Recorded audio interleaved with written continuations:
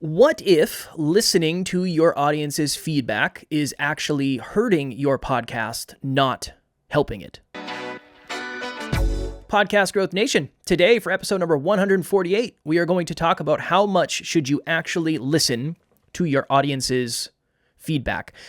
I remember back in the day, this was probably 2019, this was a minute ago, there was a gentleman who was sort of a podcast listener.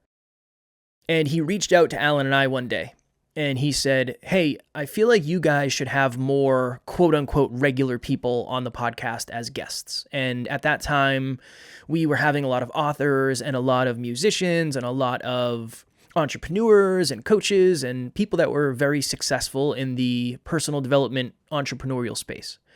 And I remember thinking, what is the thought process behind that?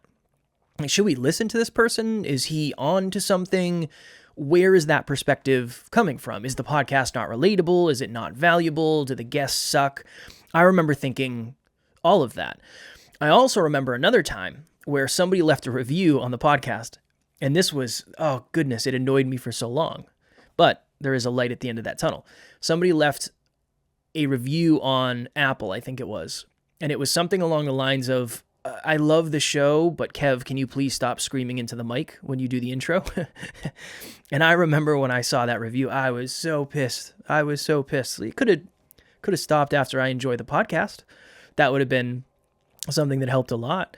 But, that was something that I eventually learned was a constructive piece of feedback. And I took that to heart, and I tried to do that less. And I changed the way the intro went. So that was something that I really, really went with. And I really, really took as something that was constructive. Where the person who told us, hey, you should have more quote unquote regular people on, that wasn't the direction we were going. We were trying to get bigger and bigger guests because that was helping us grow the show. And I don't think they really understood that. So why do people get stuck in this? Why do people that are hosting podcasts, you out there, why do we overthink when we get feedback from our audience? Why do we overthink when we get feedback from our community? Well, I think oftentimes we assume that what one person is thinking is what everybody else is thinking. And it makes sense, right? If everybody reached out, if you got 100 messages a day and all of them were, this is amazing, 99 of them were, this is amazing, keep doing exactly what you're doing. But there was one message of somebody saying, hey, you need to change this entire thing because it sucks. You probably wouldn't pay any mind to that one message. You might use it as a constructive feedback loop, but you probably wouldn't do anything different. But if you only get one message a month and it's negative / asking you to change something, it doesn't have to be negative, you're probably going to start questioning things. All right, you're probably going to start questioning things. Again, we can use anything as an example of this. If you open up a restaurant and you get 100 5-star reviews, but you get one 1-star review, I think if you're a good restaurant owner, you're going to reach out to that 1-star review and say, hey, what was your experience like and how can we fix it? But that's different. That's more objective than it is subjective, right? Podcasts are more subjective than they are objective. Audio quality, video quality, all of that stuff is obviously objective, but we don't have to get into the specifics of that. But I think oftentimes it's either a 5-star review or a 1-star review that reach out the most, right? I mean, you either have to be over the moon or you have to be pissed off to reach out to someone. Especially now, we're all busy. There's a lot going on. So oftentimes the 5-star reviews you get might not be necessarily true, just like the 1-star reviews aren't. So I think that's one piece. I think that's one big piece why we don't know what feedback to take and we don't know what feedback to pass on. I think the second reason people get stuck in this is because a lot of us are playing not to lose as opposed to playing to win. So what does that mean? Playing not to lose is playing not to lose the audience you've already grown. Playing to win is understanding that your audience is not going to be with you forever anyway. Now, again, if somebody reaches out and says, hey, your audio quality is terrible, I would love to listen, but it's not good and I can't listen to it, that's different, right? That's a different thing. That's a different level of feedback. I wouldn't say that's negative. They're trying to help you be constructive. That's different than maybe some of the other feedback you're going to get, right? So I want to throw that out there. But I think a lot of us are playing not to lose as opposed to playing to win. And this is something I've dealt with a ton. Our audience now is different than it was at the beginning.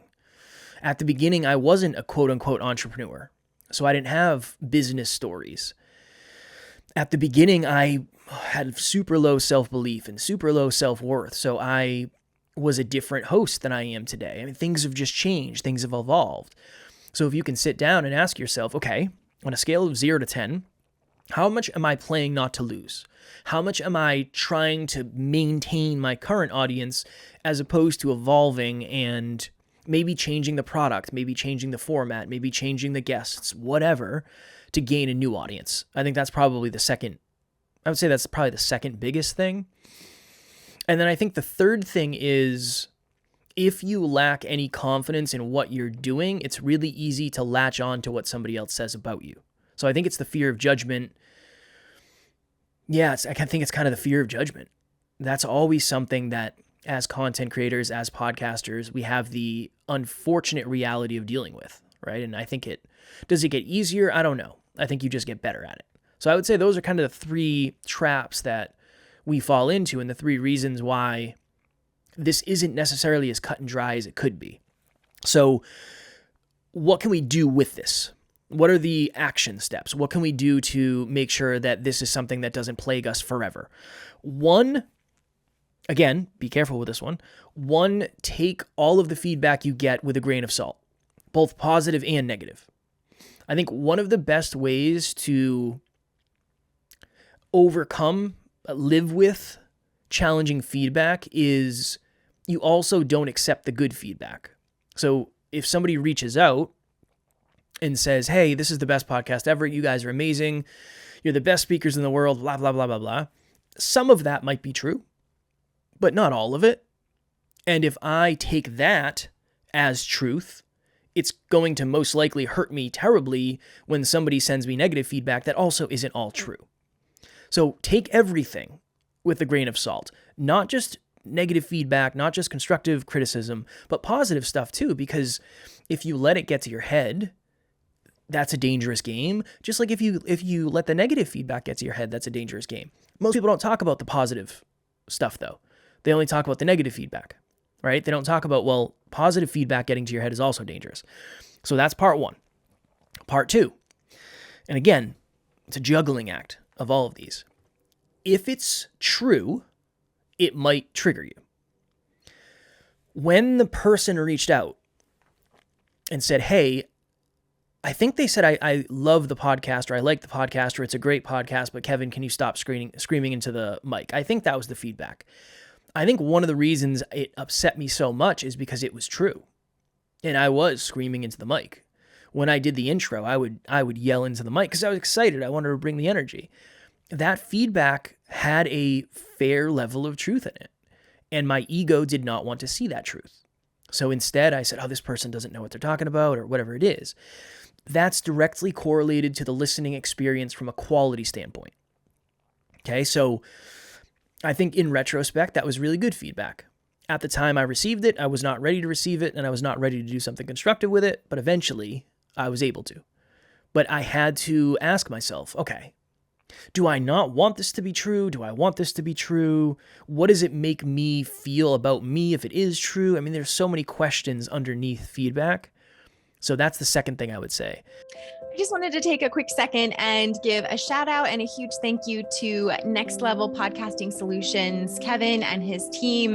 They have been incredible to work with, very flexible, on the spot with any questions that I have or any concerns that I have. When I first started out my podcast, I was doing everything on my own. I have no editing background. I have no podcasting background. I knew nothing about it. And so I was bootstrapping all of this myself while I was still trying to take on my role as a full-time mom. And once I met up with Kevin and we had these discussions and I got on board with adding an editing team, oh my goodness, it just lifted this weight off of me.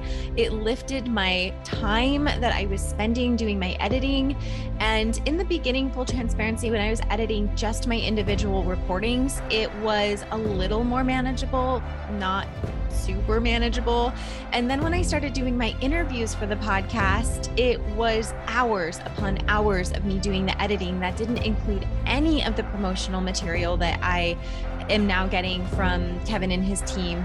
It wouldn't have been sustainable. I would not have been able to keep up with that. So I recommend Kevin and his team. They have done wonderful work in helping me grow my podcast. I have really enjoyed working with the editing team, and it definitely feels like more of a team environment versus me hiring them to do a specific job. I mean, we all work collaboratively on the projects that I have, and I have these crazy ideas sometimes, and they come up with a solution to fit my needs. I can't recommend them enough. I really enjoyed working with them. Kevin and the Next Level Podcasting Solutions, thank you so much for the work that you have done in the past and are continuing to do for me. I'm growing this community and growing this platform with a beautiful team that is working for me and with me to see my vision and help that come to life. So thank you again so much. I really appreciate you guys. And then this is kind of running through the process of figuring out whether or not you want to do it. Will changing this make my life miserable, or is it actually constructive? So if somebody says, I think it would be beneficial for you if you edited out all the filler words, you say like a lot, that could potentially make your life miserable because you're going to have to go through every episode and you're going to have to edit it. But if it's going to make a better product and you also agree with it, then I think there's something there. There's something to look at there. For us, we made the decision very early on that we're going to do very minimal editing. Not because we want to make our lives easier. Honestly, if anything, it's because we want to make sure we are improving as speakers. So if you reached out and said, hey, Kev, I'm a fan of Podcast Growth U. I enjoy it. I wish you would edit your episodes differently. That's just not aligned based on the fact that there's multiple goals within the goal. I want to be a better speaker. So I don't really want to edit stuff out. Because if I make the mistake, I want to catch the mistake and try to fix it, because when I'm on stage, there are no redos, there are no edits, there are no fixes. You get one shot and that's it. So there's some intention underneath why you're doing what you're doing. Just like on the opposite front, somebody could reach out to you and say, hey, this show is really good. I really wish you would start having some big, noteworthy guests on. Well, if you were to respond to that person, you could reach out and say, Kev, I appreciate that feedback. The reason I started this podcast in the first place was to give a voice to local heroes. So I don't really anticipate ever going in that direction. Boom. Will that make them angry? Maybe. Will they stop listening? Maybe. But that's why you started the podcast. So if the audience becomes the captain of your show, that is a really dangerous place to be, because you're just going to do content that other people want, not that you want. You have to enjoy this. If you don't enjoy this, what are you doing it for? That's when it becomes a really, really dangerous game. Now, is this super serious? Probably not in the beginning. You're probably not going to get a ton of feedback in the beginning from strangers. You'll get a lot of feedback in the beginning from people close to you. And that's a whole nother topic. If you're getting a lot of negative feedback from the people around you, it does not mean you're not doing a good job. It does not mean that you don't have promise. It does not mean you're not capable of succeeding at podcasting. What it usually means is people don't like that you're changing. That's one. The content isn't for them. I mean, think about it. If you have, I'll use myself as an example just because there's so many different variances and categories of podcasting. When I started a podcast about personal development, that was not applicable to many of my friends and many of the people in my circle because they didn't really care about personal development. They were all super supportive, which I'm grateful for and I appreciate, but they weren't listening to the podcast. And any feedback they were going to give me wasn't necessarily based on an ideal listener.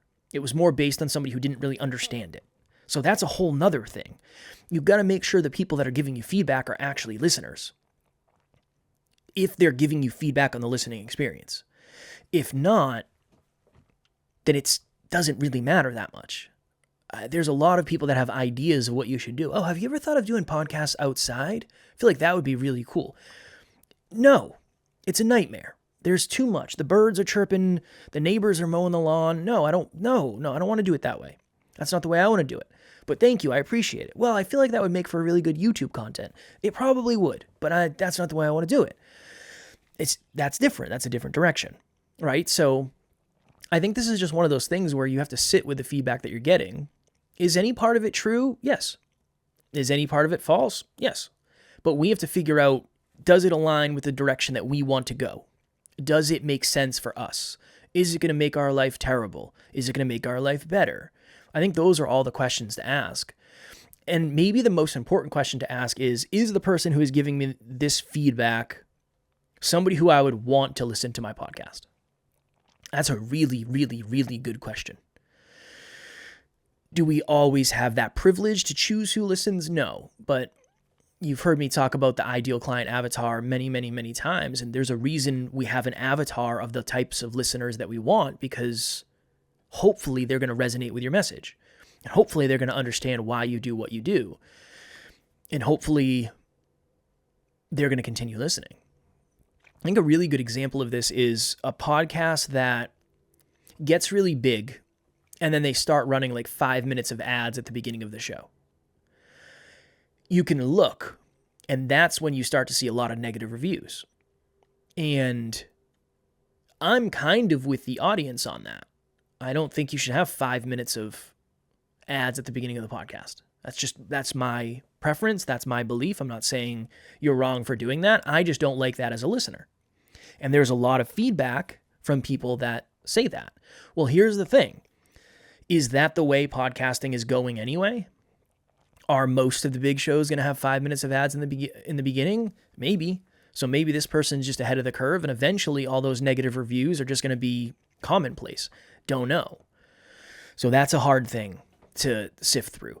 If that person is making a lot of money from those ads and that allows them to reinvest in the podcast and get better guests, that's a piece of it too. I think that for me, my thought process is that's something I would respond to in an episode. I would literally say, hey, I've been seeing a lot of negative reviews lately about the ads.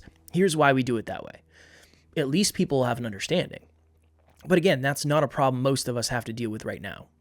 Hopefully, that's a good problem to have, right? That's a good problem to have. So I would sit with that.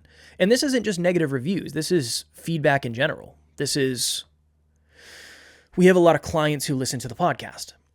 I can't take all of your feedback as much as I appreciate it because you're a client. It's different. You have a different experience than somebody who's just a listener because you work with me one-on-one and we have a different relationship. So I have to take that with a grain of salt. It's important for me to understand that there is some truth to it, but it's probably not all the truth. I just think that's important. Just like somebody who used to be a client, if things end horribly and they say, you know what, your podcast has sucked this whole time. You don't even know what you're doing. It's like, that's probably not true either. But maybe there is some truth to the way you're feeling. Who knows? So, always, I think it comes down to a big piece is just fear of judgment. We don't want to get negative reviews. We don't want to get negative feedback. So if we get that, we think, well, if I change that, I won't get that again. And if you get a pattern of the same feedback over and over and over and over and over again, that's a suggestion, potentially. I think that's an important thing here to end on, is if you get the same piece of feedback multiple times over and over and over and over again, and or people are saying the same thing in different ways, that is a really, really, really good suggestion that something isn't landing. And you can use that in everything. If you have a website with a landing page and people email you and say, hey, what does this part mean? It just means that they don't know what you're talking about. If you get that all the time, that's not personal feedback. That's not a personal attack. That's just data telling you that people don't know what you're talking about. So that's a piece of it too. All right. If you are still dealing with the fear of judgment, which again, I think we all are. I'm still dealing with the fear of judgment, but you want to talk about it and you want to work through it, and maybe you need help figuring out what level of feedback is true, what level of feedback is false, where you should go from there. I'll have my link in the show notes for a free 30-minute podcast breakthrough session. We also have a private Facebook group that I have been neglecting as of late, if I'm being very honest, just because things have been so busy and busy in good ways, but I do intend on getting back in there. I want to have posts every day, at least 5 posts a week, because I want this to be the community that I needed when I was an early podcaster trying to figure all this crap out. So I'll have the link in the show notes for that as well. Until next week, well, what do I hope for you this week? I hope you're getting feedback in the first place, because I know negative feedback sucks, but at least someone has taken the time to reach out. And again, I hope it's not like hateful, hurtful stuff. That's shitty, and that I wish that people would not take the time to send that. But feedback is an opportunity for perspective, and it's an opportunity for understanding, and it's an opportunity for pivots. So I hope you're getting some level of feedback, and I hope even more that you're able to decipher the feedback and figure out what it means about you. All right. Until next week, keep on crushing it, keep on podcasting, and I will talk to you all then.